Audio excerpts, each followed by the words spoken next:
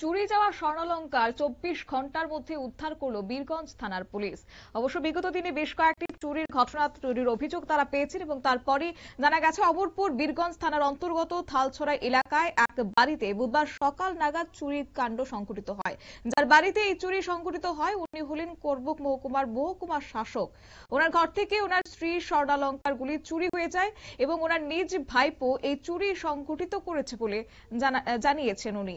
পরবর্তীতে অমরপুর বীরগঞ্জ থানায় খবর দিলে বীরগঞ্জ থানার ওসি শুক্রমণি দেববর্মা এবং মহকুমা পুলিশ আধিকারিক নির্মাণ দাস ঘটনার তদন্তে নেমে প্রহর জমাতিয়া নামে এক যুবককে আটক করে।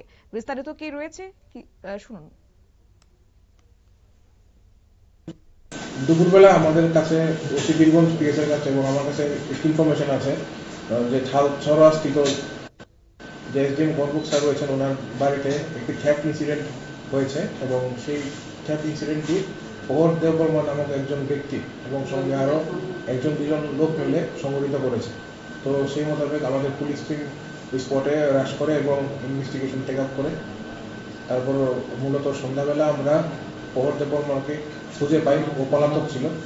তারপর প্রহর জমাতিয়াকে তারপর ওনাকে জিজ্ঞাসাবাদ করার পর দীর্ঘ অনেকক্ষণ জিজ্ঞাসাবাদ করার পর উনি কনফেস করে যে উনি চুরিটি করেছে এবং অঙ্কুর মার্কেটে কৌশিক জুয়েলারি বলে একটা দোকানে এই আইটেমগুলো বিক্রি করেছে।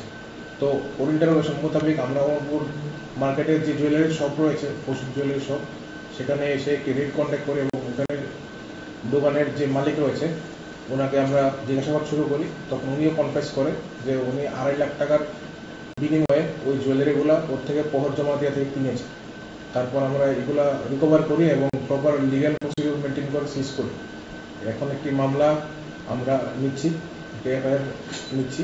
তো সেই মোতাবেক নেক্সট কোর্স অফ ইনভেস্টিগেশন চলবে এবং বাকি অন্য কেউ রয়েছে কিনা সেটা আমরা দেখছি এবং সেই মোতাবেক আমরা আইনি পদক্ষেপ নিচ্ছি। স্যার, কয়জনকে এখানে আটক করা হয়েছে? আজকে মেইনলি প্রহর জমাতিয়াকে আটক করা হয়েছে এবং যার কাছে বিক্রি করেছিল রিসিভার অফ স্টোলেন প্রপার্টি ওনাকে আটক করা হয়েছে।